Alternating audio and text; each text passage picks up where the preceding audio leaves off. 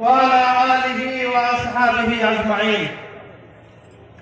সাভার পৌরসভার 3টি ওয়ার্ড কর্তৃক আয়োজিত আজকের এই নির্বাচনী জনসভার সম্মানিত সভাপতি, সাভার পৌরসভার সম্মানিত আমির জনাব আজিজুর রহমান, মঞ্চে উপবিষ্ট আজকের এই জনসভার মধ্যমণি, ঢাকা 19 আসনের জামাত কর্তৃক মনোনীত এমপি প্রার্থী, বিশিষ্ট আলেমী, শিক্ষাবিদ, সমাজসেবক জনাব মাওলানা অধ্যক্ষ আফজাল হোসেন, মঞ্চে উপবিষ্ট সাভার পৌরসভার জামাত কর্তৃক মনোনীত মেয়র প্রার্থী জননেতা হাসান মাহবুব মাস্টার, অ্যাডভোকেট শহীদুল ইসলাম, লুৎফর রহমান মোল্লা সহ নেতৃবৃন্দ, সম্মানিত ভাই এবং বন্ধুগণ, আমাদের এই মাইকের আওয়াজ যতদূর যাচ্ছে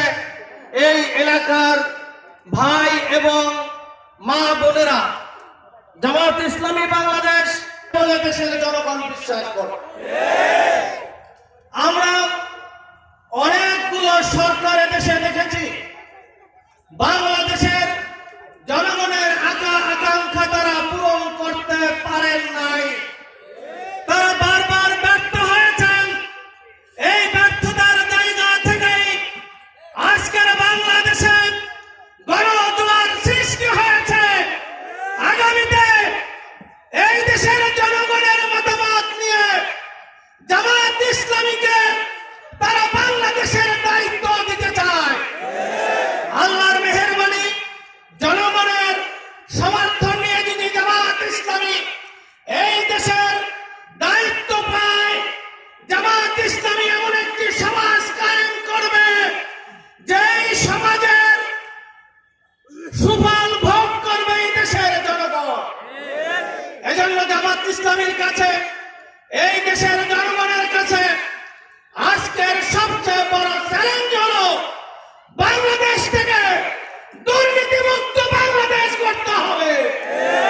আমরা যদি শুধু এই দুর্নীতি ভঙ্গ করতে পারি, বাংলাদেশ এমন একটি বাংলাদেশে তৈরি হবে, পৃথিবী বাংলাদেশের দিকে তাকিয়ে থাকবে অর্থনৈতিকভাবে এবং একটি ভালো জাতি হিসাবে তৈরি করার জন্য আমাদের দুর্নীতিমুক্ত বাংলাদেশ গঠন করা এখন আমাদের চ্যালেঞ্জ। এদেশের জনগণকে আমরা বলতে চাই, আপনারা বিশ্বাস করেন